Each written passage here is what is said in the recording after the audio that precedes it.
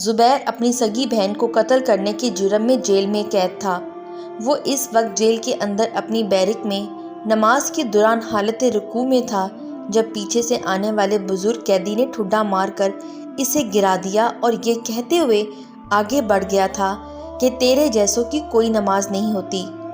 زبیر دوبارہ اٹھا اور وہیں سے نماز شروع کر دی تھی۔ آپ بھی سنیے زبیر کی کہانی اسی کی زبانی۔ میرا نام زبیر ہے۔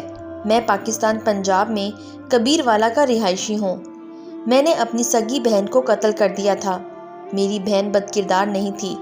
اپنی بہن کو قتل کرنے سے پہلے میری سوچ بھی آپ لوگوں کی سوچ کی طرح ہی تھی کہ بھائی کے ہاتھوں قتل ہونے والی ہر بہن بد کردار ہوتی ہے، مگر اپنی بہن کی جان لیتے وقت مجھے احساس ہوا تھا کہ ضروری نہیں کہ بھائی کے ہاتھوں مرنے والی ہر بہن بد کردار ہو۔ میرے والد صاحب مستریوں والا کام کرتے تھے۔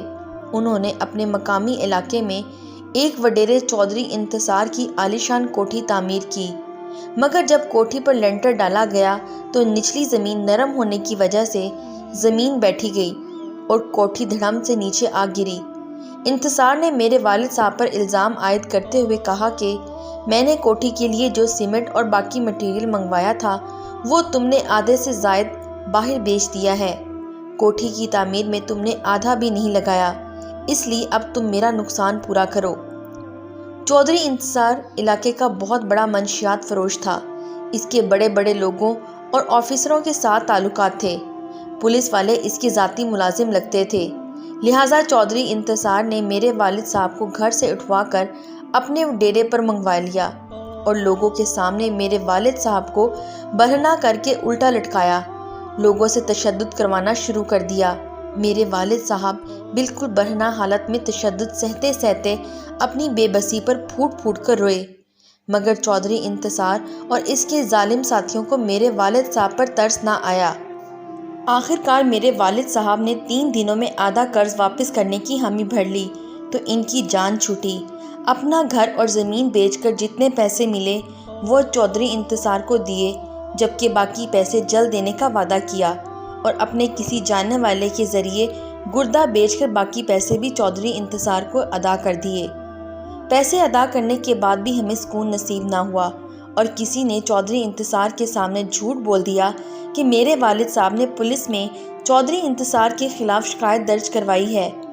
چودھری انتصار نے اپنی طاقت کے گھمنڈ میں میرے والد صاحب کو پھر ڈیرے پر منگوا لیا اور بے تحاشا تشدد کا نشانہ بنایا۔ دونوں بازو اور ٹانگیں توڑ دیں، جسم کی اور بھی کئی ہڈیاں ٹوٹ گئیں۔ میرے والد صاحب 3 ماہ ہسپتال میں رہنے کے بعد چل بسے۔ میری ماں نے میڈیکل بنوا کر FIR درج کروا دی۔ پولیس والوں نے کیس تو درج کر لیا، مگر ساتھ ہی دلالوں کا کردار ادا کرتے ہوئے چودھری انتصار کو بھی بتا دیا اور چودھری انتصار کے کہنے پر میرے خلاف منشیات کا جھوٹا مقدمہ درج کر لیا۔ مجھ پر جھوٹا مقدمہ ہونے کے باوجود پولیس نے میرے گھر پر اسی وقت ریڈ کر دی جب قتل ہونے کے باوجود چودھری انتصار کو پوچھا بھی نہ۔ میں گھر سے فرار ہو گیا تو میری ماں اور بہن کو اٹھا کر تھانے لے گئے۔ مقامی سفید پوش اور خدا ترس لوگوں نے پولیس والوں سے میری ماں اور بہن کی جان چھڑائی۔ چودھری انتصار میری ماں کو مجبور کرتا رہا کہ اس کے خلاف کیس واپس لیا جائے اور زبیر کو جلد پولیس کے حوالے کیا جائے۔ آخر کار ماں نے تنگ آ کر اس شرط پر چودھری انتصار کے خلاف کیس واپس لینے پر حامی بھر لی کہ پولیس زبیر کے خلاف جھوٹا مقدمہ بھی خارج کر دے گی۔ چودھری انتصار نے شرط مان لی۔ یوں میری ماں نے پولیس اور عدالت کے سامنے چودھری انتصار کو معاف کر دیا، مگر میری ماں سے بیان دلوانے کے بعد چودھری انتصار نے اپنی شرط سے مکرتے ہوئے میری ماں سے کہا کہ بد چلن عورت، میں تمہیں عبرت کا نشان بنا کر چھوڑوں گا تاکہ دوبارہ کبھی کوئی چودھری انتصار کے سامنے کھڑے ہونے کی جرات نہ کر سکے۔ پولیس والوں نے فقط چودھری انتصار کی خوشنودی حاصل کرنے کی خاطر میری ماں اور بہن کو تنگ کرنا شروع کر دیا تاکہ وہ مجھے جلد گرفتار کروائیں۔ اسی دوران ایک بار میری ماں اور بہن بازار سے واپس آ رہی تھیں کہ دن دہاڑے بھرے پڑے راستے میں چودھری انتصار کے بیٹے نے کچھ گنڈوں کے ساتھ مل کر میری بہن پر تشدد کیا، میری بہن کے سارے کپڑے پھاڑ دیے یہاں تک جاتے ہوئے میری بہن کے تن پر موجود بچے کچے کپڑے بھی اتار کر میری ماں کے سامنے اتنے غیر مردوں کے بیچوں بیچ بالکل برہنہ حالت میں چھوڑ کر چلے گئے۔ میری ماں اپنی بیٹی کی اتنی توہین برداشت نہ کر سکی اور اسی رات صدمے سے مر گئی۔ ماں کی موت کی چوتھی رات مجھے پتہ لگا کہ ماں کی قبر پہ گیا اور پھر چھپ چھپا کر گھر آیا۔ میرے گھر میں میری بہن کے علاوہ ایک ہمسائی موجود تھی۔ میری بہن نے ہمسائی کو باہر بھیجنے کے بعد مجھے جوڑتے ہوئے ہاتھوں سے اللہ کا واسطہ دیا اور کہا، بھائی مجھے اپنے ہاتھوں سے مار دو، اگر تم نہیں مارو گے تو چودھری انتصار کا بیٹا غنڈے موالی لوگوں کے ساتھ مل کر میری عزت تار تار کرنے کے بعد مجھے مار دے گا۔ میں نے اپنی بہن کی بات نہ مانی تو میری بہن نے قرآن پاک اٹھا کر اس میں سے سورۃ یاسین کھول کر اس پر ہاتھ رکھتے ہوئے کہا، زبیر بھائی اگر آپ مجھے قتل نہیں کرو گے تو میں اپنی جان خود لے لوں گی، مگر خودکشی حرام ہے۔ تم چاہو گے کہ تمہاری ماں اور بہن جنہوں نے اس دنیا میں عذاب سہا ہے وہ اگلی دنیا میں بھی حالت عذاب میں رہیں۔ اپنی بہن کی بات سن کر میں نے بہن کو سینے سے لگایا، اسے تسلی دی، مگر میری بہن نے بات نہ مانی۔ مجھے بھی یقین تھا کہ میں اپنی بہن کی زندگی اور عزت کا دفاع نہیں کر سکوں گا، لہٰذا میں نے کچھ سوچتے ہوئے فیصلہ کیا اور اپنے ہاتھوں سے اپنی بہن کو قتل کر دیا۔